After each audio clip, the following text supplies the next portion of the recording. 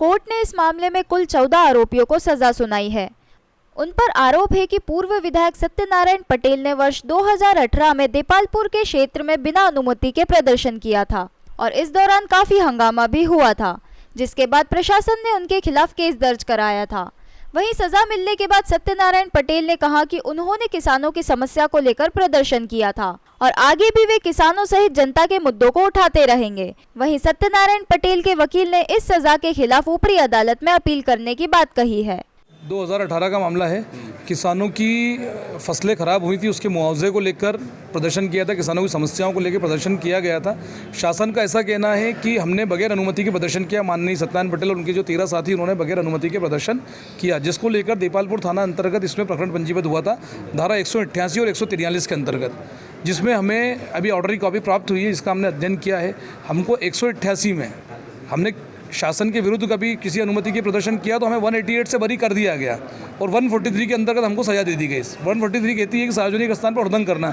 जब हमने प्रदर्शन किया बगैर अनुमति के, उसमें हमको बरी कर दिया और 143 के अंदर हमको एक दिन मतलब शाम तक कोर्ट उठने तक की सज़ा और 10,000 रुपये का दंड 14 आरोपियों से भरने को कहा गया, जिसमें हमने 1,40,000 रुपये भर दिए हैं और सज़ा का स्थगन के लिए हमने 389 के अंतर्गत सस्पेंशन ले लिया है। और हम माननीय जिला सत्र न्यायाधीश के वहाँ स्पेशल कोर्ट जो इसके ऊपर है, सत्र न्यायाधीश साहब के वहाँ इसके 30 दिन के अंतर्गत जमानत मतलब अपील करेंगे और अपील पर हम स्थगन लेंगे। बता दें कि सत्यनारायण पूर्व में देपालपुर विधानसभा सीट से कांग्रेस के विधायक रहे हैं और इस दौरान वे किसानों की समस्या सहित तमाम मुद्दे उठाते रहे हैं और इस दौरान उनके खिलाफ करीब 10 से अधिक केस दर्ज किए गए हैं, जिनकी सुनवाई फिलहाल न्यायालय में चल रही है। फिलहाल उन्हें एक ही केस में सजा सुनाई गई है। देखो, हमने ऐसे कई धरने प्रदर्शन किए हैं जो कि पर्टिकुलर 10-12 केस है, जो 2-4 तो बरी हो चुके हैं। यही जनता से जुड़े हुए मुद्दे हैं, चाहे वो धरने प्रदर्शन जनता के हित के लिए। और प्रजातंत्र में सबसे बड़ा हिस्सा ही एक आंदोलन, धरना प्रदर्शन ही एक माध्यम है जो कि सरकार के सामने हम अपनी बात रख सके। ये प्रदर्शन कब का था? और ये प्रदर्शन संभवतः 5-6 साल पहले था कि पूरी एग्जैक्ट डेट मुझे नहीं मालूम है, आर्डर की कॉपी में सारा स्पष्ट होगा। क्या कहना चाहेंगे सजा? और इसमें सवाल ये है कि मैं नहीं मानता मुझे सज़ा हुई है, चूँकि सारे आर्डर में सारी स्थिति सामने है जो आपके सामने है। और जनता के मुद्दे को हम हमेशा, किसानों के मुद्दे थे, मजदूरों के मुद्दे थे, नौजवानों के मुद्दे थे, उस मुद्दों को लेकर हमने धरना प्रदर्शन किया। शायद ये भी मुझे नहीं मालूम, और डेट में सारी चीज़ आई जाएगी, जो आर्डर में था या नहीं था, ये सारी चीज़ सामने आ जाएगी।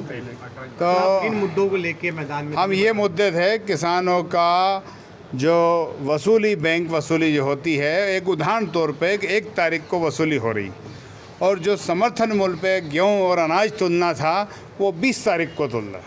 तो हमारी लड़ाई ये थी कि या तो 20 तारीख तक बैंक का टाइम बढ़े या 1 तारीख से पूर्व जनता का फसल को समर्थन मूल्य से गवर्नमेंट खरीदे। एक मुद्दा ये था।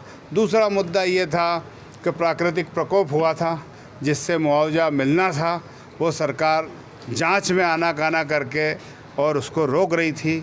तीसरा मुद्दा ये था कि बिजली के बिल जो किसान नहीं भर पा रहा था, उसके लिए तमाम केस बनाकर कई किसानों को जेल में डाला जा रहा था, जिसके कई उदाहरण हैं। इन सब मुद्दे को लेकर हम जनता की अदालत में प्रजातांत्रिक ढंग से, जो हमारे संविधान में व्यवस्था है, धरना, आंदोलन और प्रदर्शन किया।